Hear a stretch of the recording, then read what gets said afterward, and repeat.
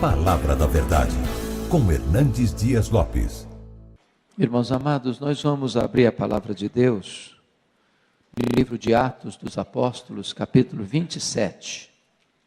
Atos 27.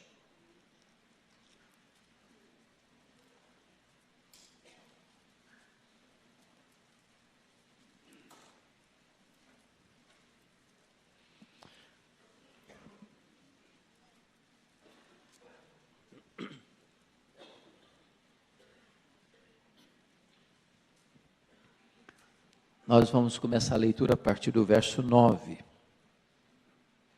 Os perigos da viagem. Depois de muito tempo, tendo se tornado a navegação perigosa e já passado o tempo do dia do jejum, admoestava-os Paulo, dizendo-lhes: Senhores, vejo que a viagem vai ser trabalhosa, com dano e muito prejuízo, não só da carga e do navio, mas também da nossa vida. Mas o centurião dava mais crédito ao piloto e ao mestre do navio do que o que Paulo dizia. Não sendo o porto próprio para invernar, a maioria deles era de opinião que partissem dali para ver se podiam chegar a Fenícia e aí passar o inverno, visto ser um porto de Creta, o qual olhava para o norte e para o sudeste. Soprando brandamente o vento sul, e pensando eles ter alcançado o que desejavam, levantaram âncora e foram costeando mais de perto a ilha de Creta. Entretanto, não muito depois, desencadeou-se do lado da ilha um tufão de vento chamado Euroquilão. E sendo o navio arrastado com violência, sem poder resistir ao vento, cessamos a manobra e nos fomos deixando levar. Passando sob a proteção de uma ilhota chamada Cauda, a custo conseguimos recolher o bote, e levantando-se este, usaram de todos os meios para cingir o navio, e temendo que dessem na Sirte, arriaram os aparelhos e foram ao léu. Açoitados severamente pela tormenta, no dia seguinte já aliviavam o navio. E ao terceiro dia, nós mesmos, com as próprias mãos, lançamos ao mar a armação do navio. E não aparecendo, havia já alguns dias, nem sol, nem estrelas, caindo sobre nós grande tempestade, dissipou-se, afinal, toda a esperança de salvamento. Havendo todos estado muito tempo sem comer, Paulo, pondo-se em pé no meio deles, disse: Senhores, na verdade era preciso terem me atendido e não partir de Creta, para evitar este dano e perda. Mas já agora vos aconselho bom ânimo, porque nenhuma vida se perderá de entre vós, mas somente o navio. Porque esta mesma noite, um anjo de Deus, de quem eu sou e a quem eu sirvo, esteve comigo dizendo: Paulo, não temas. É preciso que compareças perante César. E eis que Deus, por sua graça, te deu todos quantos navegam contigo. Portanto, senhores, tende bom ânimo, pois eu confio em Deus, que sucederá do modo por que me foi dito. Porém, é necessário que vamos dar a uma ilha. Quando chegou a 14ª noite, sendo nós batidos de um lado para o outro do mar Adriático, por volta da meia-noite, pressentiram os marinheiros que se aproximavam de alguma terra. E lançando o prumo, acharam 20 braças. Passando um pouco mais adiante, tornando a lançar o prumo, acharam 15 braças. E receosos de que fôssemos atirados contra lugares rochosos, lançaram da popa 4 âncoras e oravam para que rompesse o dia. Procurando os marinheiros fugir do navio e tendo arriado o bote no mar, a pretexto de que estavam para largar âncoras da proa, disse Paulo ao centurião e aos soldados: Se estes não permanecerem a bordo, vós não podereis salvar-vos. Então os soldados cortaram os cabos do bote e o deixaram afastar-se. Enquanto amanhecia, Paulo rogava a todos que se alimentassem, dizendo: Hoje é o 14º dia em que, esperando, estáis sem comer, nada tendo provado.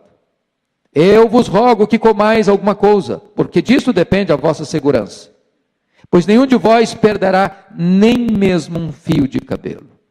Tendo dito isto, tomando um pão, deu graças a Deus na presença de todos. E depois de o partir, começou a comer. Todos cobraram ânimo e se puseram também a comer. Estávamos no navio 276 pessoas ao todo. Refeitos com a comida, aliviavam o navio, lançando o trigo ao mar. Quando amanheceu, não reconheceram a terra, mas avistaram uma enseada onde havia praia. Então consultaram entre si se não podia encalhar ali o navio. Levantando as âncoras, deixaram-no ir ao mar, largando também as amarras do leme. E alçando a vela de proa ao vento, dirigiram-se para a praia. Dando, porém, num lugar onde duas correntes se encontravam, encalharam ali o navio. A proa encravou-se e ficou imóvel, mas a popa se abria pela violência do mar. O parecer dos soldados era que matassem os presos, para que nenhum deles, nadando, fugisse. Mas o centurião, querendo salvar a Paulo, impediu-os de o fazer. E ordenou que os que soubessem nadar fossem os primeiros ao lançar-se ao mar e alcançar a terra. Quanto aos demais, que se salvassem, uns em tábuas e outros em destroços do navio. E foi assim que todos se salvaram em terra. Uma vez em terra, verificamos que a ilha se chamava Malta. Os bárbaros trataram-nos com singular humanidade, porque acendendo uma fogueira, acolheram-nos a todos por causa da chuva que caía e por causa do frio. Tendo Paulo ajuntado e atirado à fogueira um feixe de gravetos, uma víbora, fugindo do calor, prendeu-se-lhe a mão. Quando os bárbaros viram a víbora pendente da mão dele, disseram uns aos outros: certamente este homem é assassino, porque salvo do mar, a justiça não o deixa viver. Porém, ele sacudindo o réptil no fogo, não sofreu mal nenhum. Mas eles esperavam que ele viesse a inchar ou a cair morto de repente. Mas depois de muito esperar, vendo que nenhum mal lhe sucedia, mudando de parecer, diziam ser ele um Deus. Perto daquele lugar havia um sítio pertencente ao homem principal da ilha, chamado Públio, o qual nos recebeu e hospedou benignamente por 3 dias. Aconteceu achar-se enfermo de disenteria, ardendo em febre o pai de Públio. Paulo foi visitá-lo e, orando, impôs-lhes as mãos e o curou. À vista deste acontecimento, os demais enfermos da ilha vieram e foram curados, os quais nos distinguiram com muitas honrarias. E tendo nós de prosseguir viagem, nos puseram a bordo tudo o que era necessário. Amém. O tema que eu vou trabalhar nesta noite é como passar vitoriosamente pelas tempestades da vida. Irmãos queridos, é claro que todos nós escolhemos o destino da nossa viagem. Mas não temos o poder de escolher a maneira de chegar lá. Fazemos planos, mas é a mão de Deus que nos dirige. Às vezes os nossos planos se frustram, mas o plano de Deus jamais pode ser frustrado.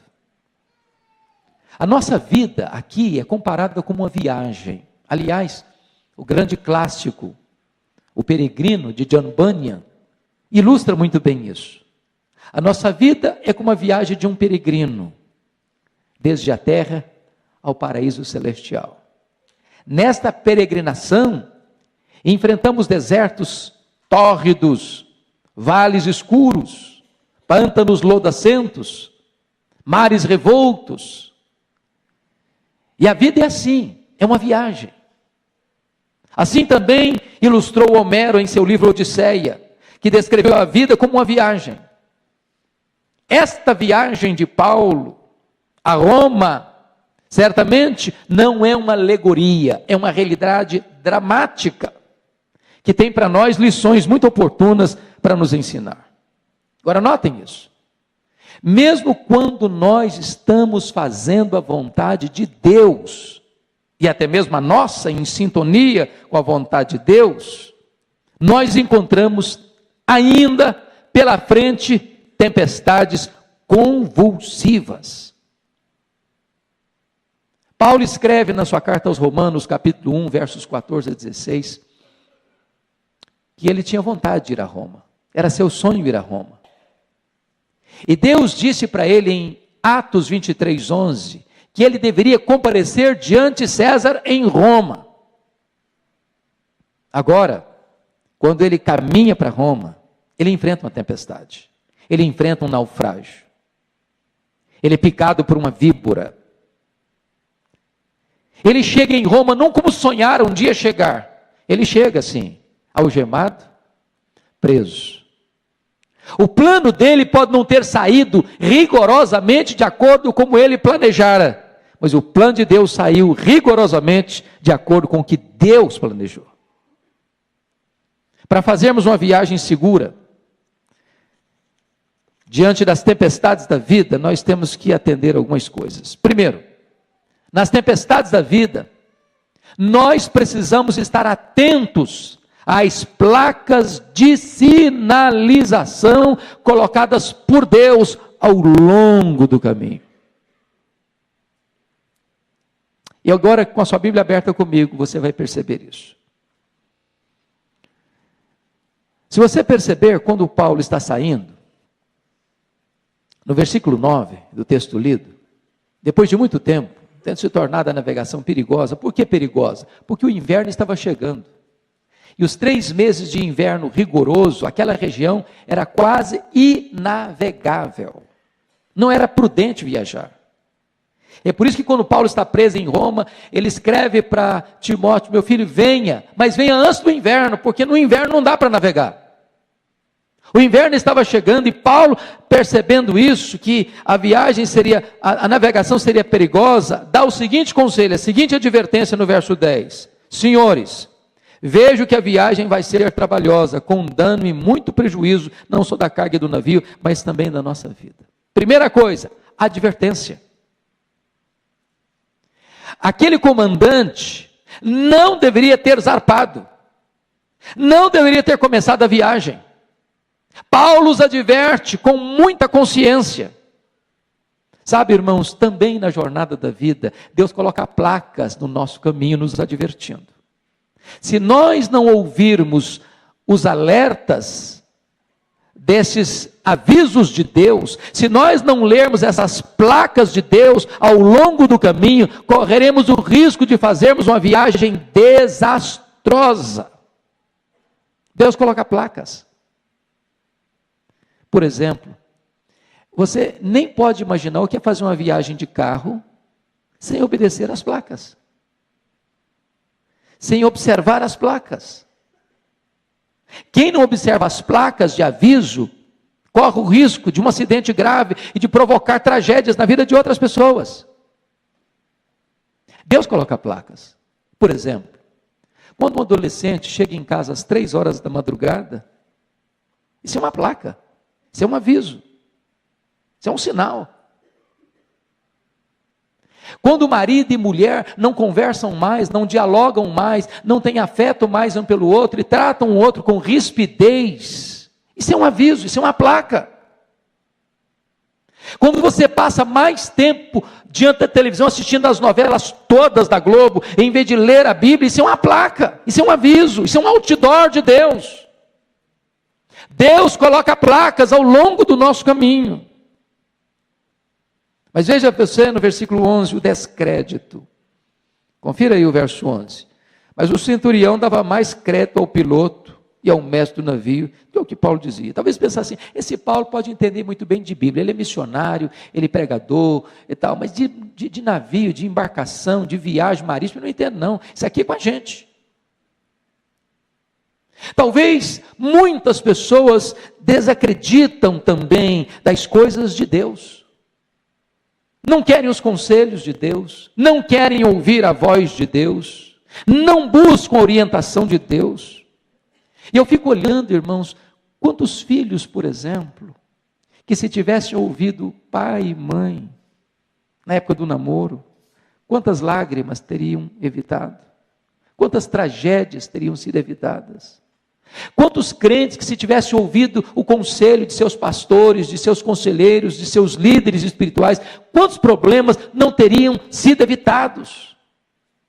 Deus adverte, Deus coloca placas, Deus coloca sinais ao longo do nosso caminho. Se nós não dermos crédito, nós estamos caminhando para um grande desastre.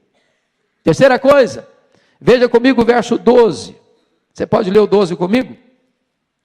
Não sendo porto próprio para invernar, a maioria deles era de opinião que partissem dali, para ver se podiam chegar a Fenícia e passar o inverno, visto ser um porto de Creta, para olhar para o norte e para o sudeste. A voz da maioria nem sempre é a voz de Deus.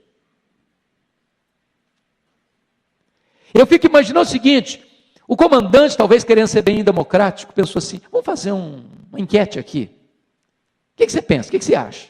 E você? E você? O que você acha? E você? E você? O que você acha? Não, vamos partir. Esse Paulo aí não está com nada, não. Essa orientação dele, isso aí é querer apavorar o povo, sem fundamento nenhum. Vamos viajar. Está tudo bem. Vai dar certo. Deixa eu dizer uma coisa para você. Nem sempre a maioria está certa. Nem sempre. Você não é governado pela opinião da maioria. Você é governado pela direção de Deus. De Deus. Eu volto a me referir ao que aconteceu essa semana passada nos Estados Unidos. Talvez a Suprema Corte, por 5-4, tomou a decisão de considerar o casamento homossexual legal em todos os 50 estados, porque já viu enquete de que 52% da população americana é favorável a isso. É a maioria. Mas nem sempre a maioria está com a razão. Mas nem sempre a maioria está com a verdade. Mas nem sempre quando a maioria segue um caminho, esse caminho é o caminho certo. O que define se o caminho é verdadeiro não é se a maioria está andando por ele. Aqui eles entram num processo desastroso porque quiseram seguir o caminho da maioria. Foi o que aconteceu com Sansão. Ele deu uma festa, como um nazireu não podia dá-lo, regada a bebida alcoólica, porque diz o texto que quis ser semelhante aos moços da sua época, e quis seguir a maioria, quando ele não era produto e nem resultado da maioria, ele era um homem consagrado a Deus. Quarto lugar, quem não escuta conselhos, escuta, coitado. Esse é um ditado bem brasileiro. Quem não escuta conselhos, escuta, coitado. Veja comigo, versículo 13. A aparente segurança, soprando brandamente o vento sul e pensando eles ter alcançado o que desejavam, levantaram âncora e foram costeando mais de perto a ilha de Creta. Sabe, pastor Ival, o que eu penso? Eu acho que quando Paulo deu aquelas orientações, não vão partir não, gente, vai ser perigoso, vai ter perda do navio, vai ter perda de bens que nós estamos levando aqui. Começam a navegar, o mar tranquilo, espelhado, vento brando. Eu acho que houve um bochicho dentro daquele navio. Está vendo aí? Ó? Esse Paulo não está com nada, não sabe de nada. Está vendo aí que coisa tranquila? Que viagem maravilhosa. Está tudo tão bem. Está dando tão certo. Deixa eu dizer para você, querido, o pecado nunca de imediato apresenta para você a sua carranca. Não, ele é doce, ele é gostoso, ele é atrativo, ele é bonito. O diabo não vem com um tridente na mão, cuspindo fogo. Ele vem sedutor, cheiroso, perfumado, belo, encantador. É sempre assim. Pensa comigo, se o camarada que é tentado a fumar o primeiro baseado pudesse ter noção do final dessa linha. Alguém arruinado, saúde sucateada, o nome arruinado, a reputação destruída, no fundo do poço, sem descrédito, sem moral, sem dignidade, sem apoio de mais ninguém, um lixo humano. Se a pessoa fumaria o primeiro baseado. Pense comigo, se uma pessoa que tomou o primeiro gole pudesse olhar lá no final da linha, o que é um ébrio, caído numa sarjeta, tirado de lá pelo pai, pela mãe, pelo marido, pela esposa, pelos filhos, a vergonha, o opróbrio, a miséria, a desgraça, você tomaria o primeiro gole. Imagine comigo uma pessoa que é chamada para a sedução de um caso amoroso. Se ele soubesse quantas desgraças isso traria para a vida dele, para a casa dele, para a descendência dele, se ele cederia àquela sedução. Aparentemente está tudo bem, a viagem está boa, está tendo até sucesso o que eu estou fazendo, vai dar tudo certo, eu vou escapar. Veja o 14 comigo. O perigo. Entretanto, não muito depois, desencadeou-se do lado da ilha um tufão de vento chamado Eroquilão. Veja você que a coisa muda de uma hora para outra, transtorna de uma hora para outra, a crise chega sem mandar telegrama, o problema se estabelece sem mandar aviso prévio, transtorna tudo, vira tudo de ponta cabeça. De repente aquilo que estava tão calmo, tão tranquilo, tão seguro, tão sob controle, já não tem mais controle nenhum. A fase seguinte é a impotência. Olha o verso 15. Sendo o navio arrastado com violência, sem poder resistir ao vento, cessamos a manobra e nos fomos deixando levar. Perdi o controle. Não adianta você estar com a mão no leme mais. Você quer ir para a direita, você está indo para a esquerda. Você quer ir para a esquerda, você está indo para a direita. Você quer ir para frente, você está indo para trás. Você está dando uma charré. As coisas fugiram da sua mão. Você não está mais no controle. Quando nós não observamos as placas de Deus no nosso caminho, chega um ponto em que nós perdemos o controle da situação. E aí, a fase seguinte é o prejuízo. É o prejuízo. Olha os versos 18 e 19 comigo. Açoitado severamente pela tormenta, no dia seguinte já aliviava o navio. E ao terceiro dia, nós mesmos, com as próprias mãos, lançamos ao mar a armação do navio. O pecado é sempre assim. Ele subtrai. Ele causa prejuízo. Eu costumo dizer 3 frases que eu aprendi e me marcam muito. O pecado é uma fraude. É um engodo. Ele vai levar você mais longe do que você gostaria de ir. Ele vai reter você mais tempo que você gostaria de ficar. Ele vai custar para você mais caro do que você gostaria de pagar. Leia as placas. Leia as placas. Mas o final da linha qual é? O desespero total. Olha o verso 20. Pode ler o verso 20 comigo? E não, aparecendo, havia já alguns dias, nem sol, nem estrelas, caindo sobre nós grande tempestade, dissipou-se afinal toda a esperança de salvamento. Fundo do poço, fim da linha, não tem mais esperança. Quando você não lê as placas de Deus ao longo do caminho, as tragédias vão acontecendo, um abismo chama outro abismo, chega ao ponto, você perde a esperança. Não tem mais saída, não tem mais solução. Sabem por quê? Porque lá atrás, você devia ter seguido as placas, você devia ter olhado os sinais de Deus, e você os ignorou, e agora está colhendo as inevitáveis consequências da negligência e da desobediência. Mas é um segundo ponto que eu quero tratar com você.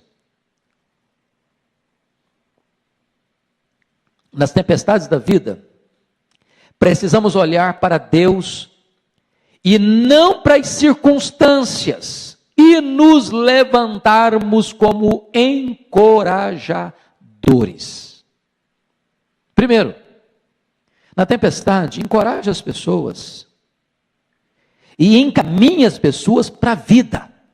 Veja o verso 21 e 22 comigo, vamos juntos? Havendo todos estado muito tempo sem comer, Paulo, pondo-se em pé no meio deles, disse: Senhores, na verdade era preciso terem me atendido, e não partir de Creta para evitar este dano e perda. Mas já agora vos aconselho, bom ânimo, porque nenhuma vida se perderá de entre vós, mas somente o navio. Paulo poderia ter tomado a seguinte posição: eu avisei, não avisei? Agora aguente. Agora se virem. Agora morram. Ele não deixou de ser íntegro. Olha, vocês não deviam ter vindo. Eu falei mesmo. Agora, gente, já que nós estamos nessa enrascada toda e eu estou aqui também, como fruto da decisão errada de vocês, vamos fazer uma coisa? Vão ter ânimo. Vão levantar a cabeça. Porque quando está tudo ruim, irmãos, tem gente que só puxa para baixo ainda mais um pouquinho. Não vai piorar mais. Não, esse troço vai ficar pior ainda. Esse navio vai afundar daqui a pouquinho. Agora é que não vão morrer mesmo. E aí, em vez de trazer uma palavra de esperança, traz mais pânico, traz mais medo, traz mais desespero. É magnífico isso, porque você exorta. Mas chega uma hora em que não adianta você botar mais peso nas costas das pessoas, não adianta botar mais drama na cabeça das pessoas. É hora de você dizer, tem saída, tem solução, vamos esperar em Deus, vamos olhar para cima, vamos olhar para o céu, Deus vai abrir uma porta para nós, Deus vai nos dar uma saída e uma solução, tenham bom ânimo. O mundo está cheio de pessimistas, irmãos. Gente que aposta que vai dar errado. Gente que empenha todo o seu esforço para dizer, não vai dar certo. É preciso, nessa hora, você se levantar e pôr a sua confiança em Deus. Em outras palavras, na tempestade, não procure culpados, busque soluções. Busque soluções. Segunda coisa, na tempestade, abandone o medo. Olha comigo o verso 22. Já agora vos aconselho bom ânimo. Gente, o medo gera pânico. O medo é o antônimo da fé. O medo é o contrário da fé. Onde tem medo, não tem fé. Você fica olhando para o Brasil, né? A gente está todo mundo aí descontente, não tem ninguém feliz. Eu, pelo menos, se tem, eu não consigo encontrar ainda. Toda pessoa com que eu converso está pessimista, está desanimado, está querendo sair do Brasil, está dizendo que a crise vai piorar, e talvez piore um pouquinho mesmo, e tal. E não, acabou. Deixa eu dizer para você, você na crise não deve ficar olhando para a circunstância. Senão você afunda mesmo, senão você naufraga mesmo. Na crise, Deus quer levantar você como alguém que diz, eu não tenho medo, porque a minha vida não é governada em Brasília, a minha vida não é governada pela economia do Brasil, a minha vida não é governada pelos acordos internacionais, pelas decisões das Supremas Cortes, a minha vida é governada pelo Deus Todo-Poderoso, e Ele está no trono, e Ele nunca enfrentou crise. Levante-se como encorajador. Terceiro lugar, na tempestade, abra os olhos para ver as intervenções sobrenaturais de Deus. Confira comigo os versos 23 e 24. Vamos juntos? Porque esta mesma noite, um anjo de Deus, de quem eu sou e a quem eu sirvo, esteve comigo dizendo, Paulo, não temas, é preciso que compareças perante César. E eis que Deus, por sua graça, te deu todos quantos navegam contigo. Louvado seja Deus. Lá em Atos 23:11, Deus apareceu para Paulo na cadeia, está preso em Jerusalém. Diz, olha, coragem. Assim como você deu testemunho aqui em Jerusalém, eu quero que você dê testemunho também em Roma. Deus não muda de palavra. A circunstância não altera os propósitos de Deus. Os planos de Deus são vitoriosos, não podem ser frustrados. E agora, quando todos os recursos da terra se esgotaram, agora quando todos estavam sem qualquer esperança de salvamento, quando o homem chegou ao fundo do poço, ao fim da linha, e não havia nenhuma possibilidade humana de salvamento, Deus veio e manifestou-se, revelando-se a Paulo por meio de um anjo, dizendo, calma, o meu plano não foi mudado. Calma, eu estou no controle. Calma, o erro dos homens não anula o meu plano. Calma, você vai ter que comparecer perante César. Este é o meu projeto e ele está em curso. Meus amados irmãos, eu quero dizer para você que o nosso Deus sempre vem ao nosso encontro na hora da nossa necessidade. Ainda que na quarta vigília da noite, ainda que andando sobre as águas, ainda que no fragor de uma tempestade, Ele não desampara os seus filhos. Quarto lugar, na tempestade, você precisa lançar suas âncoras. Confira comigo o verso 29, por favor. E receosos, pode ler comigo? E receosos de que fôssemos atirados contra lugares rochosos, lançaram da popa 4 âncoras e oravam para que rompesse o dia. Oh, amados, as âncoras são lançadas para dar firmeza, estabilidade. E eu gostaria, sem querer espiritualizar e romantizar o texto, que as âncoras aqui eram âncoras mesmo. Mas nós precisamos de algumas âncoras também. Eu não estou falando que nós estamos no meio do mar, nós estamos aqui, num templo seguro, andando sobre a terra. Mas nós podemos pensar em âncoras espirituais. Quais são essas âncoras que aparecem no texto? Primeira coisa que eu acho é a âncora da fé. Veja o verso 25 comigo. Vamos juntos? Portanto, senhores, tende bom ânimo, pois eu confio em Deus, que sucederá do modo porque me foi dito. Sabe o que é fé? É você confiar que o que Deus falou, Ele vai cumprir. Fé. Fé significa, eu não estou sentindo, eu não estou vendo, a circunstância diz o contrário, mas eu confio que Deus está no controle. Isso é fé, porque Ele falou e eu creio que o que Ele falou é a verdade. Isso significa o seguinte, meu amado, o último capítulo da sua vida ainda não está escrito. Na mente de Deus está, na sua percepção ainda não. Há um tempo atrás, uma querida irmã, uma amiga pessoal, conhecida por muitos aqui, doutora Edmei Williams, é uma pregadora que tem abençoado muitas igrejas, muitas pessoas ao redor do mundo, que tem um trabalho social muito importante no Morro Santa Marta, no Rio de Janeiro. E ela tem um trabalho social lá e atende muitas crianças carentes. E ela tinha um barracão lá em cima do morro, onde ela abrigava as crianças. E um dia ela foi acordada de madrugada, porque houve uma grande tempestade no Rio de Janeiro. E o único barraco que caiu no morro foi o barraco que abrigava aquelas crianças de uma missão evangélica cuidada por Edmei Williams. E a imprensa estava lá, e os curiosos estavam lá, e ela foi pressionada por todo lado. Mas cadê seu Deus? Por que o seu Deus não impediu que esse barraco caísse? O único barraco que caiu aqui foi o seu. Se Deus existe, por que permitiu isso? Por que Deus não socorreu você? E ela foi sendo imprensada. Como lá no Salmo 42, o teu Deus, onde está? Você não acredita em Deus? Ele não é fiel a você?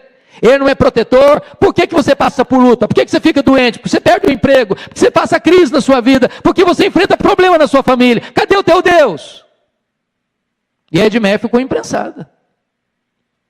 Num dado momento, Deus deu paz ao coração dela. E ela disse o seguinte, sabe por que Deus derrubou esse barraco de tábua? Porque Deus não quer mais um barraco de tábua aqui. Deus quer aqui um edifício de 3 andares, de concreto, firme, sólido, e é o que vai acontecer aqui. E eles construíram um edifício de 3 andares, de concreto.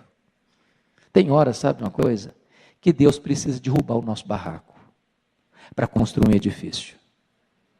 Você precisa ter fé. Quando Deus derruba o barraco, é porque quer construir algo mais sólido na sua vida. Segunda âncora, confira comigo. A âncora da adoração. Olha o verso 35, irmãos. Tendo dito isto, tomando um pão, deu graças a Deus na presença de todos. E depois de o partir, começou a comer. Ora, você, num jantar de família, num almoço de família, cercado de pessoas queridas, num ambiente agradável, se tiver calor, você liga o ar-condicionado, se tiver frio, você bota uma roupa bem quentinha, e põe lá um jantar bem gostoso, e aí você, Senhor, agora vamos dar graça, aí você dá graças e tal. Eu estou falando num ambiente que tem 14 dias, eles não comem, estão tomados de medo, de pânico, de pavor, a morte mostrando para eles arranca toda hora, nós vamos morrer, nós vamos morrer, nós vamos morrer, nós vamos morrer, não tem chance, não tem jeito, não tem saída para nós estamos encurralados pela morte, não tem saída para nós, o problema é grande, o problema é grave, não tem saída, não tem jeito. E nesse contexto de turbulência, Paulo pega um pão, o parte e adora a Deus e dá graças a Deus.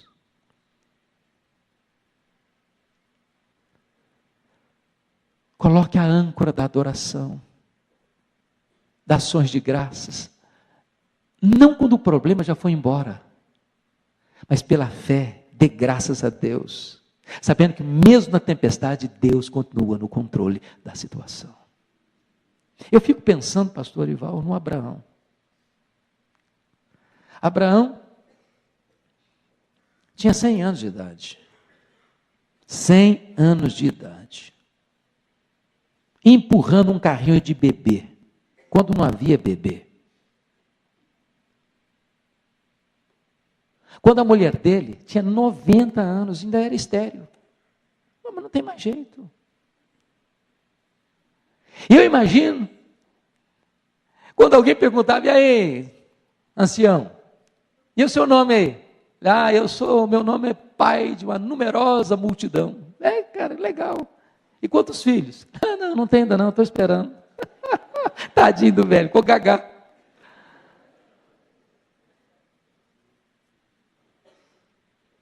Deixa eu dizer para você, querido. Abraão creu contra a esperança, diz a Bíblia. E se fortaleceu. Adore a Deus na crise. Dê graças a Deus na escassez. Dê graças a Deus diante dos perigos da vida. Não por causa dos perigos, mas porque o seu Deus está no controle dos perigos. Terceira âncora, a âncora da oração. Olha o verso 29 comigo, você pode ler o 29? Vamos juntos? E receosos de que fôssemos atirados contra lugares rochosos, lançaram da popa 4 âncoras e oravam para que rompesse o dia. Eu nunca vi nenhuma oração mais óbvia do que essa, nunca. Sabe por quê? Se você orar para o dia amanhecer, o dia amanhece. Se você não orar para o dia amanhecer, amanhece do mesmo jeito. Você já orou para o dia amanhecer alguma vez? Porque ele vai amanhecer. Se você orar, ele amanhece. Se não orar, ele amanhece também. O que significa que eles oraram para o dia amanhecer? Sabe por quê, irmãos? Tem hora que a noite está tão escura. Tem hora que a noite é tão trevosa. Tem hora que o aperto da alma é tão grande. Tem hora que o sofrimento é tão atroz. Você diz, meu Deus, ou amanhece esse dia, eu não vou aguentar. Meu Deus, o Senhor apressa essa luz chegar, ou eu vou perecer. Eu não sei se você está colocando a âncora da oração. Deus, me socorre, Senhor. Deus, me ajuda, meu Deus. Deus, vem ao meu encontro, Senhor. Deus, me dá um sinal do teu favor, meu Deus.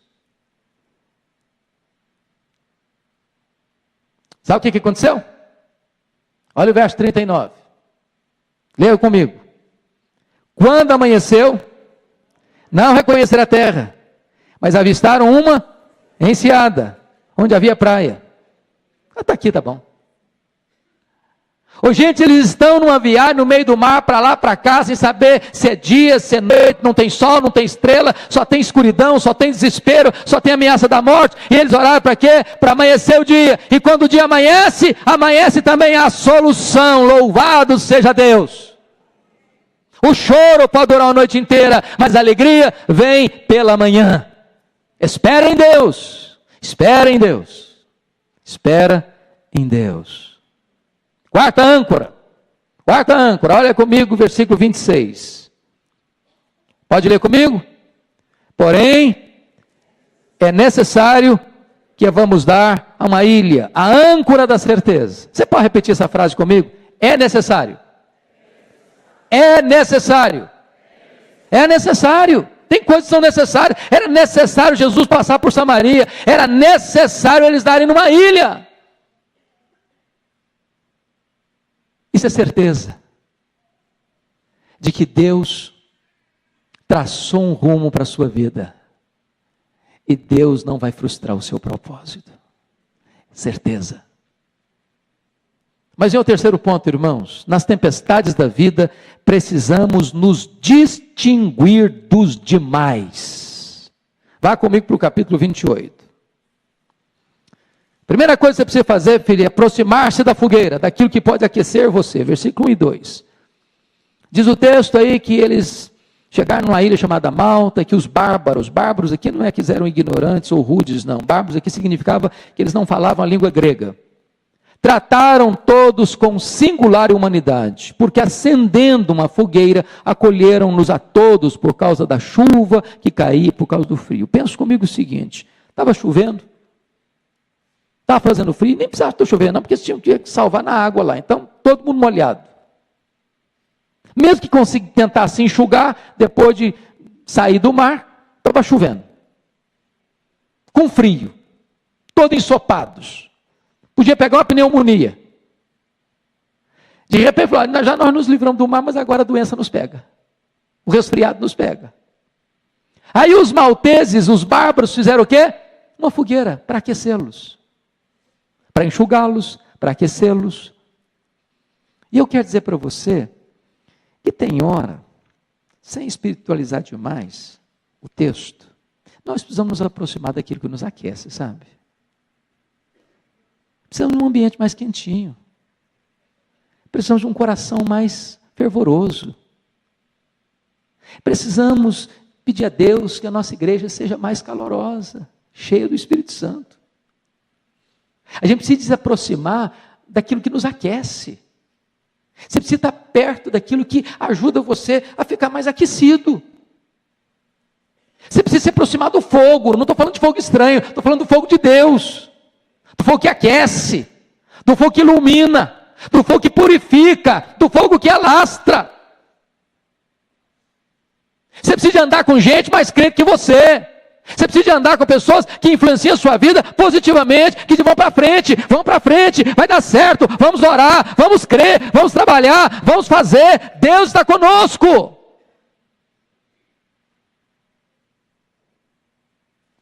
Segunda coisa, irmão, cate os seus gravetos para alimentar a fogueira. Olha o verso 3 comigo, você pode ler? Tendo Paulo ajuntado e atirado à fogueira um feixe de gravetos. Então, só até bom. Pense comigo nessa história aqui. Quantas pessoas tinham no navio, vocês lembram? 276 pessoas. É claro que se os bárbaros os acolheram com urbanidade, eles estavam por perto. Então devia ter mais de 300 pessoas, não é isso?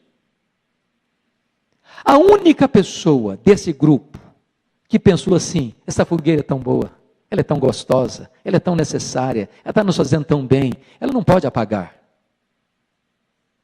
Eu quero alimentar essa fogueira. E foi fazer o quê? Pegar graveto para jogar na fogueira. O que significa isso? Deixa eu dizer para você, eu vim aqui nessa noite a juntar os meus gravetos para aquecer meu coração. A gente precisa juntar gravetos para aquecer o casamento. ser mais amoroso. De repente, marido, você pode ser mais carinhoso com a sua mulher que você está sendo até hoje. Qual foi a última vez que você mandou flores para sua mulher? Qual foi a última vez que você deu um presentinho para ela? De repente, mulher, você pode fazer um jantar especial para o seu marido. Tem muito tempo, você só faz para a visita que chega na casa. Faz para ele, vai ficar surpreso. Cata os seus gravetos.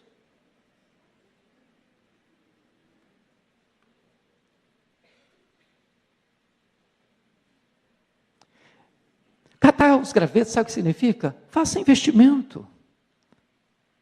Faça um investimento. Eu estava lendo um fato muito interessante de um engenheiro. Estava desempregado. E ele escutou, leu no jornal que tinha uma empresa, grande empresa da cidade, que tinha uma vaga para engenheiro. E ele botou o seu melhor terno, sua pasta mais bonita, botou o seu currículo, e não era um currículo meia boca como o Rival alertou nós agora há pouco, currículo bom, robusto, se dirigiu à empresa. Eu sou engenheiro, li que tem uma vaga aqui para engenheiro, eu gostaria de pleitear essa vaga. Aí a pessoa que o atendeu com muita cortesia e disse, olha, infelizmente a vaga foi preenchida hoje de manhã, não tem mais, agora só tem vaga aqui para motorista. Aí o engenheiro, frustrado, cabisbaixo, saiu, se dirigindo lá ao pátio onde estava estacionado seu carro. De repente, quer saber de uma coisa? Eu sou motorista, estou desempregado. Voltou, diz, olha, eu sou motorista, aqui está a minha carteira, eu gostaria de pleitear a vaga de motorista. O gerente da empresa escutou lá do escritório dele. Vem cá, é de gente desse jeito que eu preciso da minha empresa aqui. Gente que topa tudo, gente que esteja pronto a começar de baixo. Você está contratado. Esse homem se transformou na pessoa do mais alto escalão daquela empresa. Sabe por quê? Porque teve disposição de catar os seus gravetos. Começa de baixo, começa pequeno, comece sem muita pretensão, cate os seus gravetos, invista, mantenha esse fogo aceso.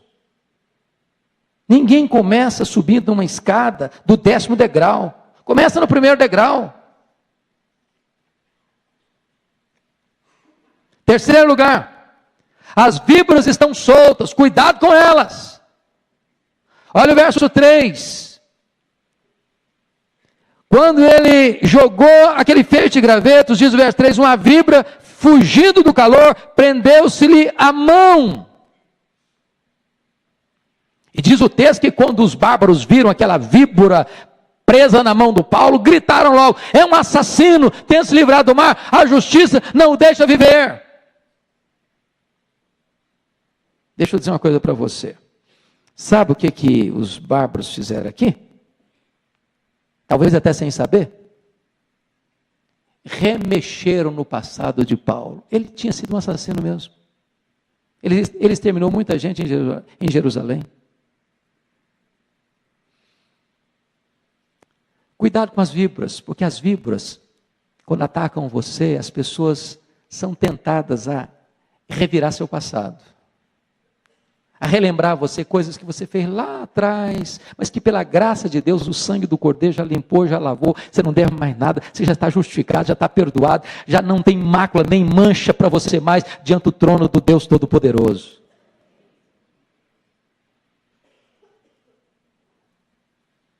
Quarto lugar, veja o verso 5 comigo, jogue a víbora no fogo. Porém ele, sacudindo o réptil no fogo, não sofreu mal nenhum. Mal nenhum. Paulo balançou a mão e jogou a víbora no fogo. Ele tirou o veneno da sua vida. Tem gente que às vezes, com a sua atitude, parece uma víbora que joga veneno em você e rotula você. É assassino. É ladrão. É mau caráter. Talvez até isso fez parte lá do seu passado. Mas um dia, Jesus Cristo entrou na sua vida, transformou o seu coração. Você nasceu de novo. Você foi lavado e remido no sangue do Cordeiro.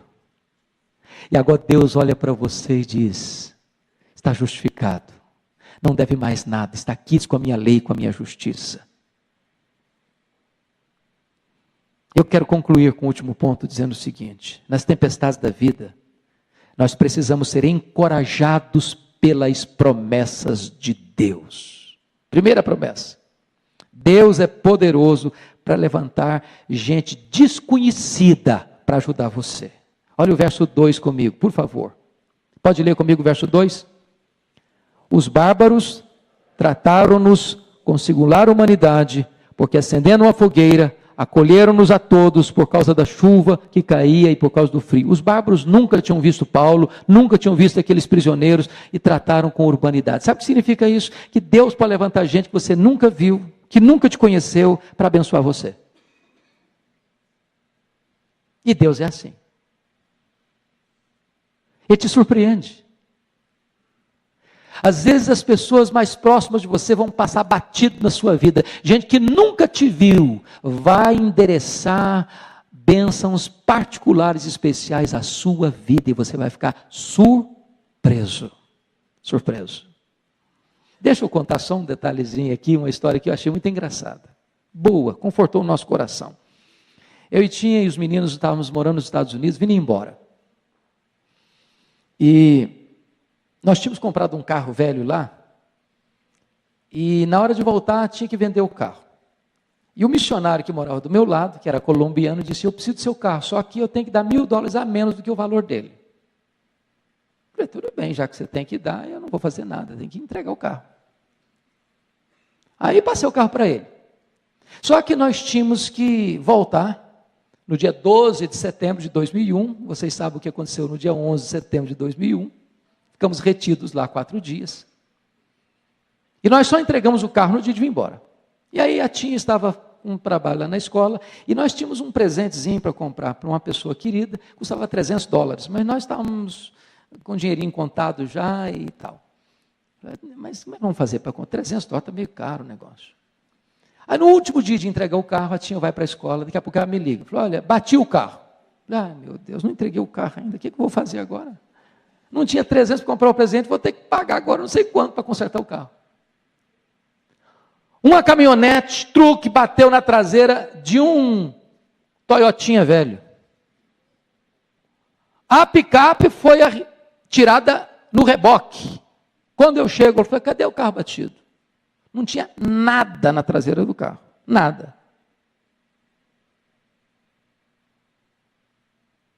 Aí pegamos o carro, levamos para casa, botamos na garagem. Nem falei para o cara que comprou o carro, porque não parecia nada mesmo não.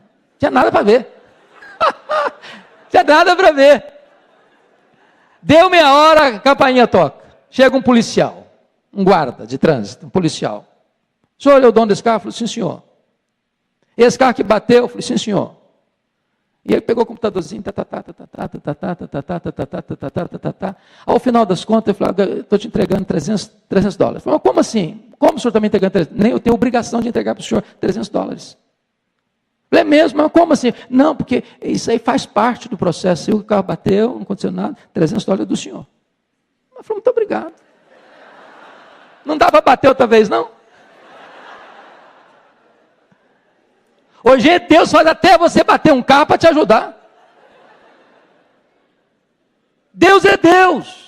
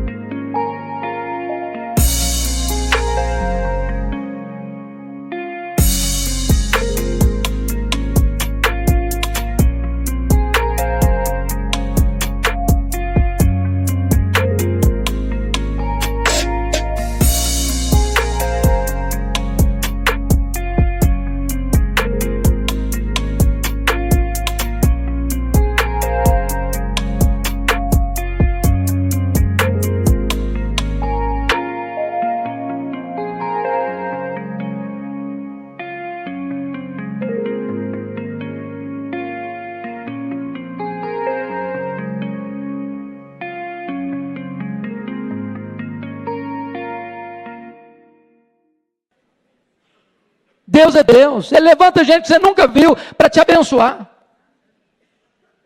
Segunda coisa, irmão, preste atenção nisso. Deus é poderoso para proteger você de todo mal. Quando aquela víbora prendeu na mão do Paulo, olha o verso 6 comigo. Paulo jogou a víbora lá no fogo, mas os bárbaros não acharam que estava resolvido o problema, não. Leia o verso 6 comigo. Mas eles esperavam que ele viesse a inchar ou a cair morto de repente. Mas depois de muito esperar, aí depois, deixa para depois que eu vou entrar no outro ponto ali. Preste bem atenção. Tem gente que vai olhar para você e diz, ele vai inchar. Ah, ele vai cair. Não aguenta essa rebordosa não, ele vai cair. Ele vai morrer. Tem gente que aposta que você vai fracassar. Mas o seu Deus é o Deus que livra você do mal. O seu Deus é o Deus que livra você do mal. A morte pode estar lavrada, o fracasso pode estar humanamente determinado, mas Deus reverte a situação. Louvado seja o Senhor. Terceiro lugar. As pessoas que rotulavam você terão de mudar de opinião a seu respeito, quando você anda com Deus. Veja o verso 6 agora de novo, agora nós vamos ler todo, vamos juntos. Mas eles esperavam que ele viesse a inchar ou a cair morto de repente. Mas depois de muito esperar, vendo que nenhum mal lhe sucedia, mudando de parecer, diziam ser ele um Deus. Agora não é nem um assassino e nem um Deus, é um servo do Deus vivo. Quando você anda com Deus, irmãos, as pessoas que rotularam você, as pessoas que tentaram jogar veneno em cima de você, as pessoas que acreditavam que você ia inchar, que você ia cair, que você ia morrer, vão ter que mudar de opinião. Não, esse homem é um homem de Deus. Não, essa mulher é uma mulher de Deus. Deus está com ele. Eu não posso negar isso. Eu tenho que admitir que a mão de Deus está presente na vida dessa pessoa. Louvado seja o Senhor. Finalmente, queridos, finalmente. Última promessa. A ilha do seu naufrágio pode ser o lugar da sua oportunidade. Veja o verso 10 comigo.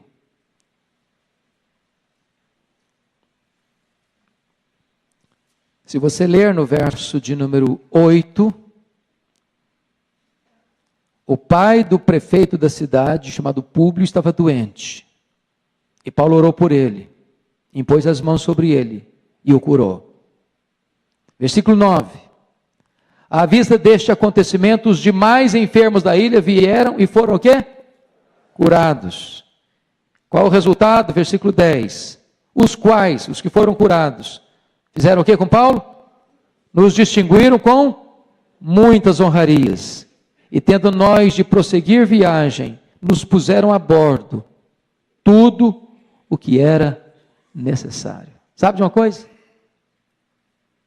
Não foi a tempestade, nem o naufrágio que levou Paulo à ilha de Malta. Foi a mão da providência de Deus. Era necessário que eles fossem dar nessa ilha. Porque Deus viu que tinha um homem doente lá. Tinha muita gente doente lá. E diz, eu tenho dentro desse navio aí um homem que vai impor as mãos sobre eles. E eles vão ser curados. Deus amou aqueles pagãos, Deus amou aqueles bárbaros, doentes, desiludidos, em trevas, na escuridão.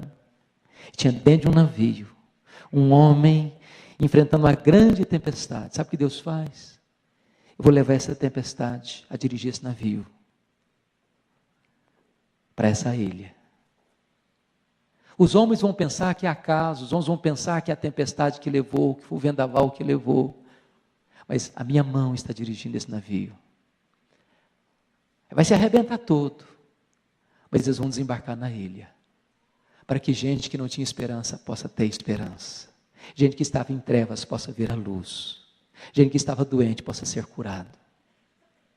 E esse mesmo Paulo, que agora tem que ir para Roma, porque Deus o queria em Roma. Você pode ir, Paulo, nós vamos te honrar. Tudo que você precisar está aqui, Paulo. Vá com a bênção de Deus e com o nosso cuidado. Irmãos queridos, a vida é marcada por tempestades, mas o nosso Deus faz o seu caminho na tormenta, caminha sobre a tempestade e nos guia seguros para o porto seguro. Que Deus nos abençoe.